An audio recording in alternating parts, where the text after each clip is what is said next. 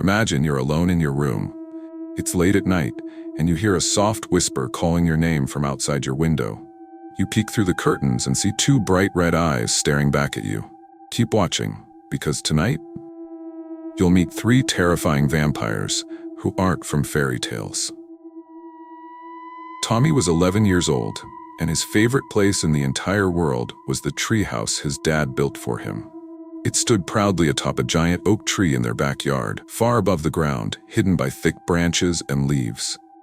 Every evening after dinner, Tommy would climb up to his secret spot and gaze at the sunset as the sky faded into darkness. Up there, he felt safe, untouchable, and brave. But everything changed one chilly night in October. Tommy sat in his treehouse, wrapped in a warm blanket, reading comics by flashlight. Suddenly, he heard a strange scratching sound from below. At first, he dismissed it as just an animal. Maybe it was a raccoon or a squirrel searching for food. But then, Tommy heard a voice, soft, eerie, and almost gentle. "Tommy," the voice whispered, sounding both familiar and unfamiliar at the same time. "Tommy, come down and play." Tommy's heart beat faster. He quickly turned off his flashlight, plunging the treehouse into darkness. Peering cautiously through the wooden slats, he saw two glowing red eyes staring directly at him from the shadows. "Who are you?" Tommy called nervously, his voice trembling. "Just a friend," said the voice, sweet and inviting. "A friend who is very lonely." Tommy didn't reply. He stayed silent and still, hoping whatever was down there would go away. After several minutes of silence, the scratching noises finally stopped. Tommy took a deep breath, believing he was safe. The following night, Tommy was hesitant to return to the treehouse, but curiosity got the better of him. He climbed up slowly, every creak of the ladder making his heart jump. Just as he settled in, the scratching noises began again, this time louder. "Tommy, don't you want to play?" the voice said, sounding even closer than before. "Please, leave me alone," Tommy begged quietly. "I can't," the voice said. "I've waited so long for a friend." Then, with impossible strength, the figure leaped upward, landing effortlessly on the railing of Tommy's treehouse. Tommy could see it clearly now. A pale figure with dark, piercing eyes, sharp teeth glistening under the moonlight, and fingers like claws. "Please," Tommy whispered, frozen in terror.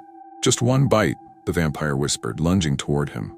Tommy screamed, but the sound was swallowed by the night. When he awoke, he felt different, cold, hungry, and scared of the sunlight. From then on, Tommy never left the shade of the tree. Every evening, he whispered softly from beneath the treehouse, inviting others to play, waiting patiently in the shadows, forever lonely, forever hungry. Emily loved bedtime stories, especially scary ones. Every night, she snuggled into her bed, and her grandmother would sit beside her, spinning terrifying tales of monsters, ghosts, and vampires. One night, Grandma's story was particularly chilling. It was about a vampire who visited children who refused to sleep. Emily giggled nervously, but her grandmother gave her a stern look. "Never stay awake past midnight," Grandma warned seriously. Emily promised she wouldn't, but her curiosity was stronger than her promise. That night, as the clock ticked closer to midnight, Emily stayed awake, reading a book beneath her covers with a small flashlight. Just as the clock struck 12, she heard footsteps outside her bedroom door. Emily froze, heart racing.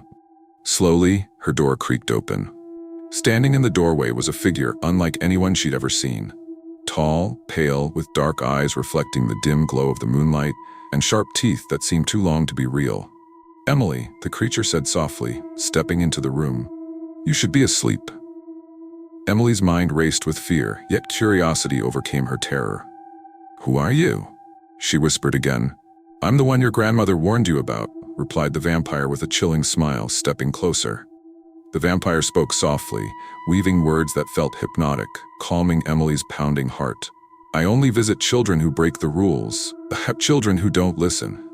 Emily nodded slowly, feeling strangely calm. The vampire sat beside her, describing a world of eternal darkness and adventure.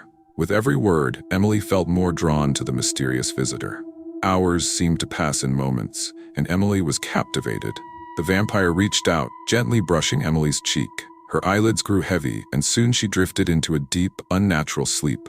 When Emily awoke, she was alone, but she felt changed, cold, distant, and hungry. Each night, the vampire returned, slowly turning Emily into something like itself. Emily stopped eating, avoided sunlight, and soon, her grandmother vanished mysteriously. Emily now waits in dark corners, whispering bedtime stories, watching for other children who stay awake, forever bound to the night. In the small town of Black Creek, there was a place everyone avoided, the old, abandoned house on Mill Road. Children dared each other to approach it, but no one ever actually entered. Legends whispered of a vampire who lived inside, forgotten by the town but forever lurking in the shadows. Then Jake arrived. He was brave, reckless, and laughed at the local legends. To prove himself, Jake decided he would explore the house everyone else feared. On a gloomy afternoon, Jake made his way up the crumbling steps and pushed open the heavy door. Inside, the air was damp and smelled of decay. The door suddenly slammed shut, trapping Jake inside. Panic surged through him as he turned, frantically pulling at the door, but it wouldn't budge. "Hello?" Jake called, voice shaking. Silence answered at first until a quiet, sad voice echoed from deep within the house. Someone forgotten, someone lonely. Jake turned slowly, heart racing. A pale, shadowy figure emerged, eyes glowing like embers, sadness etched deeply into its face.